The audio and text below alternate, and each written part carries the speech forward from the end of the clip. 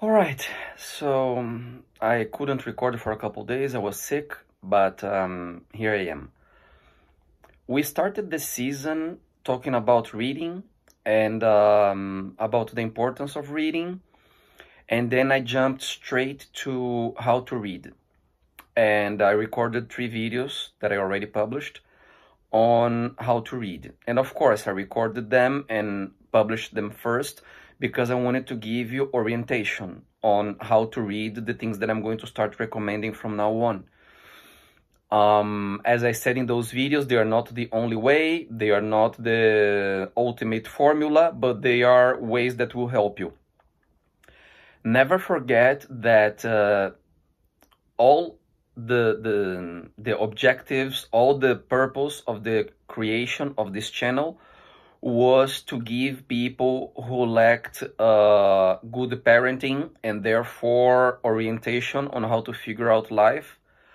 And the objective was to give something to these people so that they could kind of find themselves, find their ways, and maybe in case they do not have people that are references in their lives and that can give them suggestions, good advice, and so on, they can do it in an autonomous way. They can figure out things in an autonomous way, in an independent way. Not because it's the best way, but it's because it's the only way that was left to them.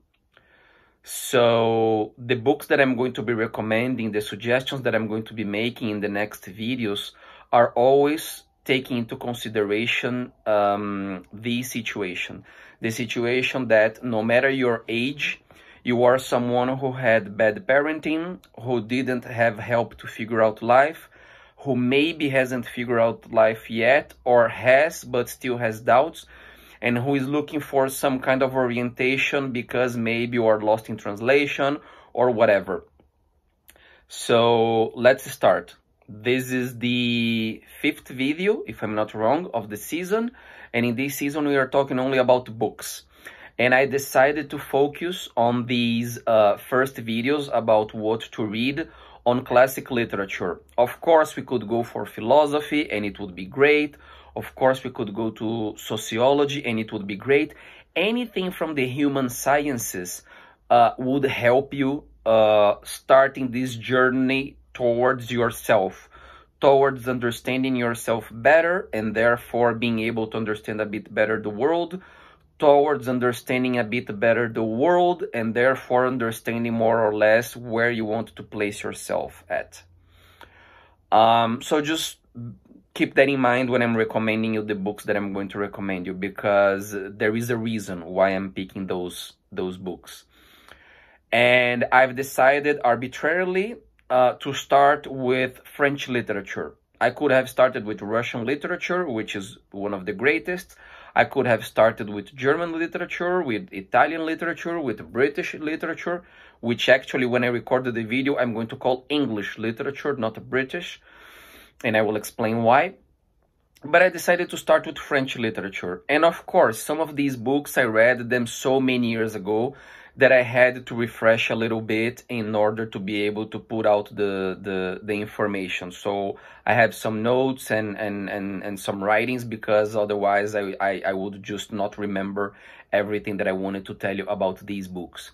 So here go 5 books of classic French literature that I think you should read if you want to start your journey towards understanding yourself, life, and how to figure things out and how to place yourself in the world. The first book that I'm going to recommend you, it's called La Chartreuse de Parme, the Charterhouse of Parme, from Stendhal. Stendhal was probably of the French authors the least French of them and the most Italian of them. And this is one of the reasons why I think it's very, very, very informative, constructive, and enlightening to read him, because he looks like a foreigner writing French literature. He really has a different perspective and approach when you compare him to his peers, to his contemporaries, or even to the people that came a bit before him and a bit after him in terms of classic French literature. They are a bit different. The personality, the way of writing, the way of presenting the characters, even the way of presenting France and so on, is very unique. Stendhal is a very unique author in French literature, and you need to pass by him if you want to understand French literature. But not only that, according to what we do here in this channel, if you want to figure out life. And then you tell me, wow, you are recommending me the Charterhouse of Parma, while everyone knows Stendhal for Le Rouge et le Noir, the red and the black. And I know that this is the most famous novel from Stendhal, but I believe that if you want to understand, let's say, social context, human soul presentation, political situation, and overall understanding of human psychology, the Charterhouse of Parma is going to be a bit richer than the red and the black. So in the Charterhouse of Parma, you are going to need to follow Fabrice's adventures, and you will need to understand how his stubbornness, how his obsession got him into serious trouble. And well, I'm not going to reveal any plot of the book or any story or anything alike, but I think that you need to read this book in order to understand a bit more about how can your incapacity to be flexible and to understand the context around you and maybe change your mind, change your opinion, can get you into serious trouble. It's an unforgettable book. You will really enjoy his adventures, the way he understands life, the way he behaves towards life. And as I said before, it's important to pay attention to the story that you are reading, yes, but you want to see what the author is revealing about humans. You want to get the moments in which he's talking big wisdom, so to say, about humans, and you are going to get that in this book. Second book you need to read, it's like indispensable, is Lost Illusions from Balzac, Les Illusions Perdues. And then again you're going to ask me, but the most famous book from Balzac is La Femme de 30, the woman of at the age of 30. And I know that it's his most famous book, but it definitely does not teach you the lessons that you need, that will be taught in Les Illusions Perdues, in the Lost Illusions. Lost Illusions will really show you what happens when you come from a smaller city and you want to triumph in a big city like Paris. It will show you how different the people from Campagne are from the people of big towns, the people from small towns, and then people from big towns. It will show you how innocent and naive you can be, even though you think you're a big figure in your town when you come to a big town.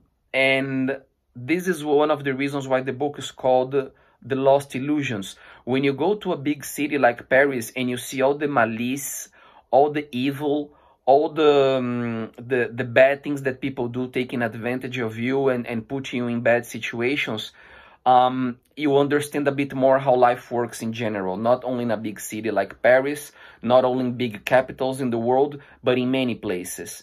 And I think that understanding everything that Lucien goes through and the characters that surround him will help you understand a little bit better that you need to behave sometimes in a defensive position in life. Not that you have to be skeptical about everyone, not that you do not have to trust people, but you need to be able to defend yourself. You cannot be just naive and innocent and go and trust everyone and just tell everything and all the plans to everyone. You cannot reveal that much. I'm not saying, again, that you need to be skeptical and not trust people, but you need to be careful. You need to know how things are so that you can defend yourself. I think that's the best way that I can present you the posture that the book will teach you. Then you have a book that lacks presentations. I basically have to need, I don't need to say much about it because basically everyone heard about it, which is The Miserables from Victor Hugo, Les Misérables. I believe you need to have a look and read carefully Les Misérables, because in this book, for its size, you are going to learn so much about history, so much about people, so much about the unfairness of life, not to complain about it, but to understand that that's how the game works and you need to prepare for it, that I think no other book will ever bring you. When I finished reading The Miserables, first of all, I was crying non-stop. Second of all, I was basically dizzy. It was like having a vertigo. I remember clearly the day. I left my home, I started walking on the streets, and it looked like I was drunk, like I was completely drunk and lost, because it hit so hard. It was so impactant to learn all the things that that book was teaching me that I could barely digest it. Let me run a little faster, just presenting you the books, and I will let you discover more about them because the video is getting a little too long. The fourth book you want to have a look at is The Three Musketeers from Alexandre Dumas. You want to have a look at this book, also a big one, a big journey, because Dumas is going to show you and is going to teach you in this book the importance of having friends, the importance of collective work, of working as a team, of having people in your life that you can really count on and count with in hard times, and that when you work together, you can accomplish a lot of things. In times of strong individualistic culture, the book from Alexandre Dumas is going to teach you a different take in life, and one that I really think you should have a thought of. The last book that I want to recommend you, it's also a very famous one because he became very popular in the last years in the current zeitgeist, so let's say, and is The Foreigner from Albert Camus, L'étranger. And why do I want you to have a look at this book? Because this is a channel for people who are lost in translation. This is a channel for people who lack orientation. This is a channel for people who are trying to figure out life.